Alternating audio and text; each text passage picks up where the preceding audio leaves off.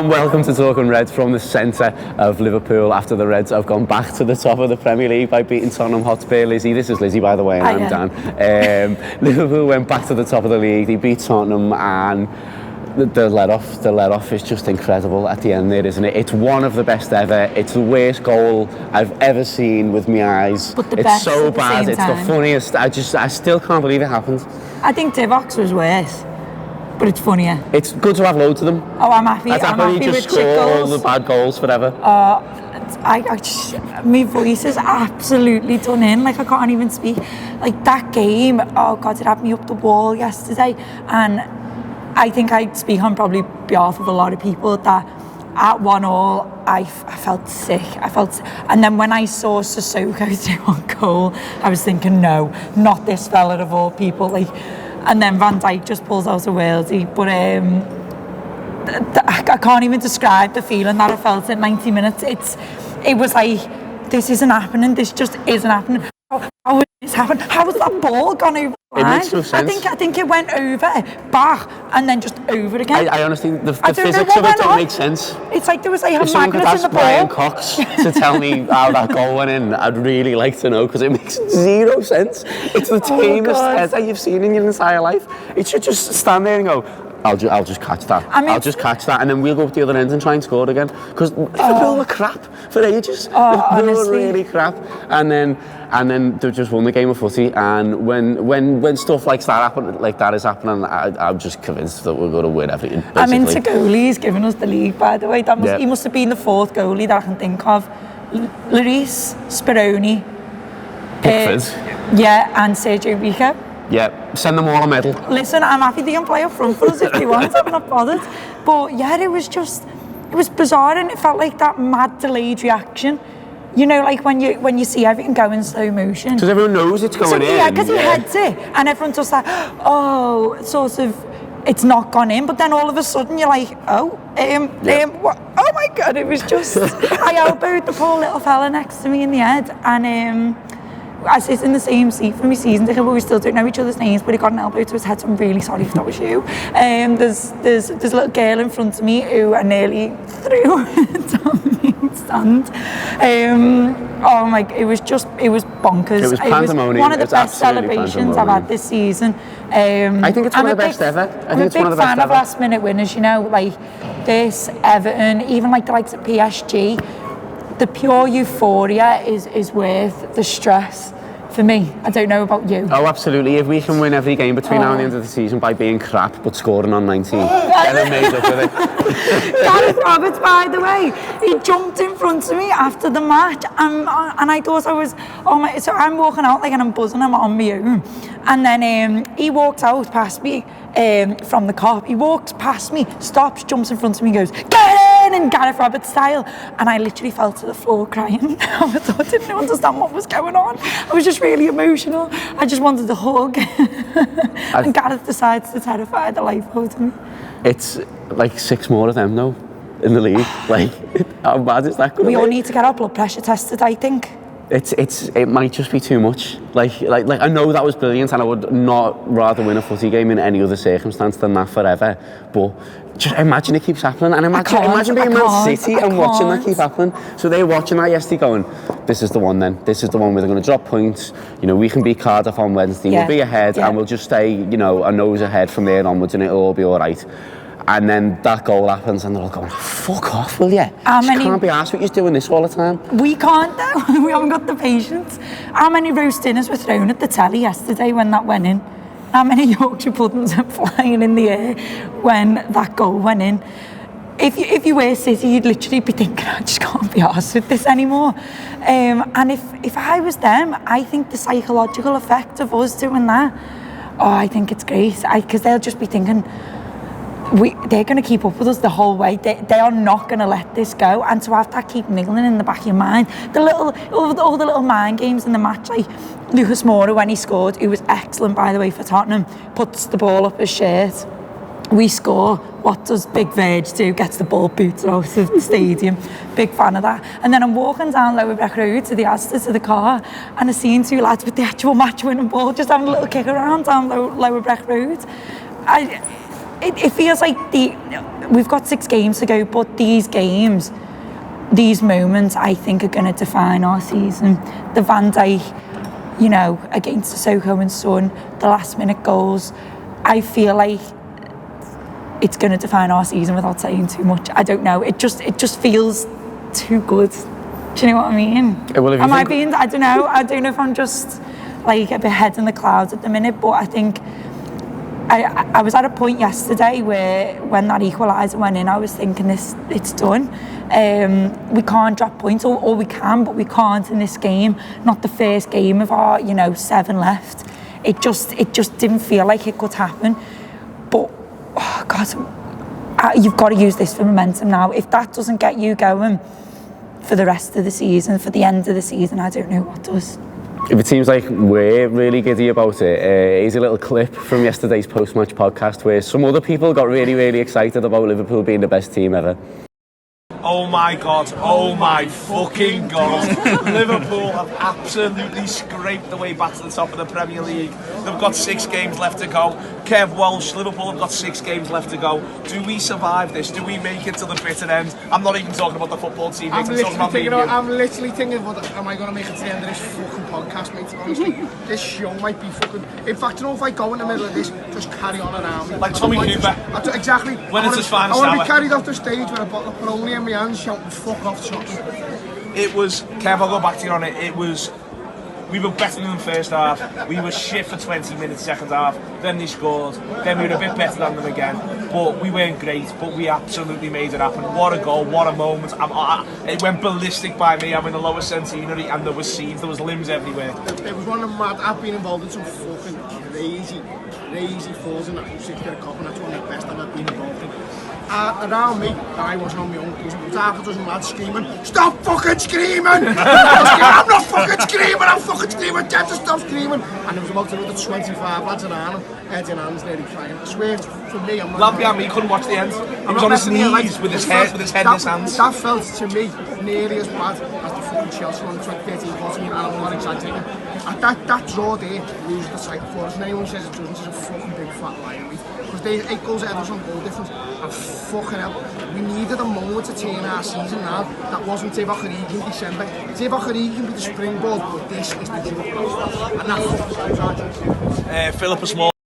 Hope you enjoyed that, they certainly did. And if you subscribe to the Anfield Apps Tour Player service, you can go back and listen to that show in full. There'll be more stuff out there today as well, so you can get on all of it. If you do go back and listen to the post-match show, you will be able to hear Kevin Walsh singing Marty McCutcheon's "This Is My Moment," which, I mean, I'm happy for it to be a title-winning anthem. If we win the league, the squad should do a version of it and release it. And Kev's front and centre with like they used to do for World Cups and that. They'll just do that. I mean, we can do a couple of minutes on Martin McCutcheon here if you want. I'm happy to do a couple of minutes on Martin McCutcheon. Happy to do a couple of minutes of what Kev would look like in a wig. Great is what I'm thinking. Fabulous. That's my instinct. We've just had we have a meeting at the start of every day where we plan our content for the day, the podcast, the videos, and we spend 5 minutes about how we could possibly do something with the fact that Kev Walsh would look great in a wig singing by Martin McCutcheon. I don't know, I'm thinking talk him up with Boss Night or something like that. And when Martin McCutcheon got run over by Frank Butcher in EastEnders, that was heavy. Yeah, well, being Pat Butcher with my little earrings, it was quite a traumatic time for me, Dan. It's talking Reds with me, Dan, and here, Pam St Clement of EastEnders. Don't forget she was with the Prime Minister as well. What? Yeah, she was with the Prime Minister, wasn't she? Pat Butcher? Not with the Prime Minister? Which one? John Major, it was probably John Major. He did a lot of goosing, if we're being honest. Martin McCutcheon. She went out with the Prime Minister? I was on Love Actually. Oh, I thought this was real. I thought it was real about Pat Butcher. Let's talk about football for a second, because I think loads of people have turned this off at this point. Clearly, when they were like, Martin McCutcheon was run over by Frank Butcher. Maybe we could get her on next week. Let's get Martin on the show. Or Frank Butcher. If anyone knows Frank Butcher or Martin McCutcheon, can put us in touch. I'd be really grateful. They've probably got the same agents. Neither of them are up to much these days. Yeah. I reckon Kev's song has like put Spotify listens, uploads, and she woke up today going, what have I got a bit of extra money on Spotify there? It's because some Scouse fella sang it on a podcast about Some Scousers rang me up asking me to play the Olympic at the end of the season. He only wants me to sing My Perfect Moment 4 times. Maybe she could be like the Pepsi singer at the final in Madrid if we get there. She could be this year's Dua Lipa. Anyway, we've got a Friday night game coming. I think that's going to be great. I can't wait to go to that. Marty McCutcheon for 6 hours on the coach. There's only like 4 days really to go to it, but it's going to feel like 4 months. Yeah, City are going to play and win in the meantime. Yeah. Like, don't even watch that. You've got no business any Liverpool fan watching that because no good can come from it, quite frankly. So just act like that isn't happening, and then look forward to Southampton. And I think it's going to be great. I'm so excited. I can't wait. I think the Friday night thing is a bit mad. Have we played Friday night this year? This season? Not this season, that's why we've got 2 this month. Yeah, because we've got Huddersfield as well. At the end, But what an away day, by the way, for people who are going to Southampton on a Friday night. It's got a pop world, you know. I've looked it up. It's got a pop world. Of course, it's got a pop world. I wonder where the population of Liverpool are going to be that night. That coach journey down will be bedlam for whoever's going. I've heard a couple of people talk about that this is the dodgy one, the one on the edge. No dodgy ones. There's no dodgy ones left. We win them all.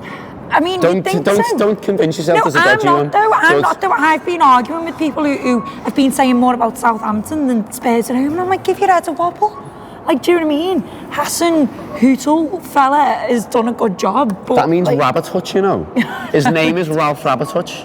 Heavy that, isn't it? No, it doesn't. Yeah. So when he goes to doctors in Austria or whatever, and they have to go over the intercom and call him in for his appointment, the woman is going, could Mr. Rabbit-Hutch go to room 3?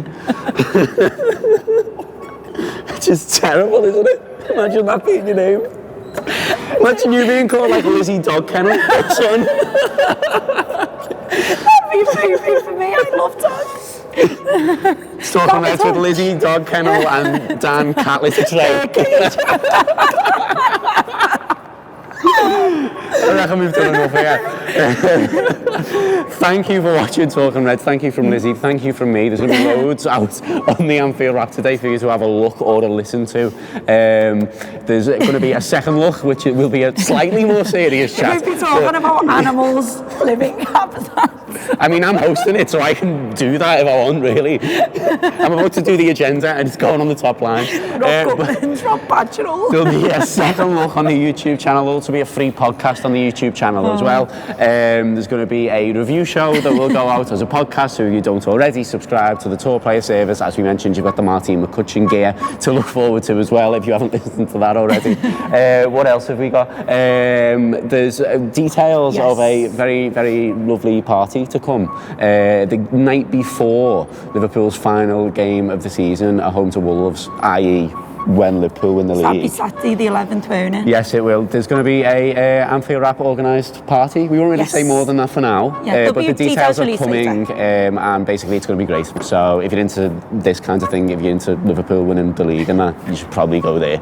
It's going to be really good. And just before we go, we've got a special little video at the end of this. The Anfield Wrap are going to Aintree this week, all around the Grand National with RedsBet, and as part of it, they've been having a look at how basically the city of Liverpool gears up for it, because it is basically the biggest event. It's brilliant. That the city sees. Do you know what? That's the only thing about Southampton away. It falls on Ladies' Day, and I know a load of Spurs going because Ladies' Day it's great, ain't she? As a girl who likes to get printed up and scoused up, it's boss. You know what? The city comes alive. It's great. I'm going to go to Southampton on the bus dressed like I'm going to Ladies' Day. Do it. But anyway, Sam has been and had a look at Slaters who do suits to check out basically people get geared up for Aintree. And the video is really good, so here it is. Thank you for watching. All the best. To tell the story of what Liverpool's Grand National weekend does to the entire city with the Anfield Wrap and RedsBet, we came to Slaters Menswear to find out how the men of Liverpool prepare for the big weekend. So one of our suits designed by Mark Slater, double-breasted waistcoat. It says it all about Slaters at the minute. They're all about patterns and double-breasted waistcoats and just on the trendy trendy outfits, just looking the part, and nice pink shirt, maybe white shirt. I'm not too sure yet. You can feel like there's like a buzz, isn't there? Because you know it's a worldwide, everyone's going to be watching, so obviously they want to look right. We get they want to look spot on, and the fashion in Liverpool is spot on. The girls go all out, don't they? So the lads are obviously having to do the same. The lads obviously want to look nice with the suits on, and they do. They all look amazing. It's like a competition of who can have the brightest, maddest check, and yeah, last year especially, we started to see a trend of bigger checks, brighter checks, or as much detail as you can get. No blue suit, blue tie anymore. Yeah. It's the maddest outfit you can get to upstage your friends, and yeah, that's definitely been a big deal. I just think there's a different atmosphere around Liverpool, around races time, gearing up to it. You know, especially the weekend off. You know, everyone's in a good mood. They're all looking fantastic, and it really does help the city. Yeah.